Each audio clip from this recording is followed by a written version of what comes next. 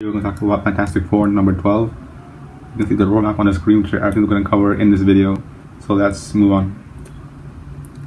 These are the different cover variants for this comic released on VeVe. I like the common here and the ultra rare.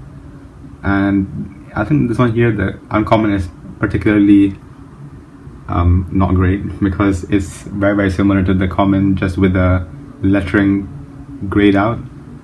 So yeah, not the best look in my opinion.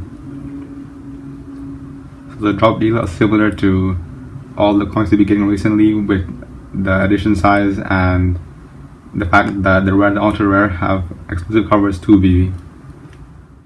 Before we move on, I want to say that I have a spreadsheet linked down below with all the resources that I use listed there with the links, and I would recommend checking that out because it helped me a lot through my whole research to do with VeVe.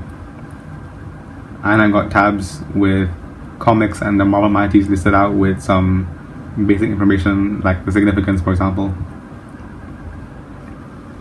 So the characters appearing in this comic are of course the Fantastic Four, and the antagonist here is Wrecker, which is first appearance. I'm not really familiar with him, but the supporting characters here are Hulk and Thaddeus Ross, which are pretty popular characters in the Marvel universe.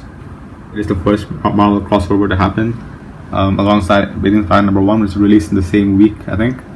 But it's the first Hulk crossover, and it's one of the biggest crossovers in terms of character popularity throughout all the other Marvel runs.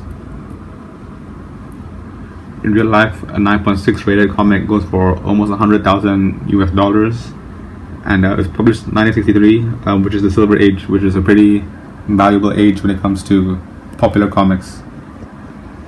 It is hard to compare this and other comics on VeVe, since the significance of this comic is the crossover. We have seen it in Amazing Spider-Man number 1, which is on VeVe, but it also has the fact that it's the first Amazing Spider-Man comic. So yeah, not many comics that are easily comparable. Here are a list of all the websites that I used for my research on this video, and also the pictures that I've used throughout the video. My predictions for this comic are as seen on the screen. Common and uncommon will be pretty much around the same range, about 20 gems, maybe low side maybe like 16 for the common. The rare is will be almost 50, and the ultra rare will be 102, because I think this is a pretty valuable comic, and the Fantastic Four comics tend to do pretty well. And the secret rare, I'm going 560 again because comparing it to Fantastic Four number 13, so I'm comparing with that, and yeah, it might be towards the low side of 500, but I'll put my money on it being at 560. So for my final thoughts, I think I would recommend holding 1 or 2 for the long-term value, because it's a pretty valuable comic compared to the other ones on VeVe.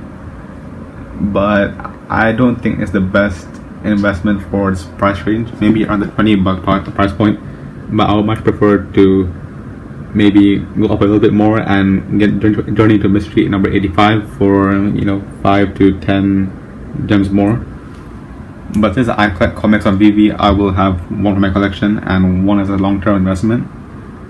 It is an interesting comic to hold because there is a Fantastic Four movie going to come out within the next 2-3 years, as revealed by Marvel. And yeah, it might be an okay stacking option, but it wouldn't be my the one that I'll go for.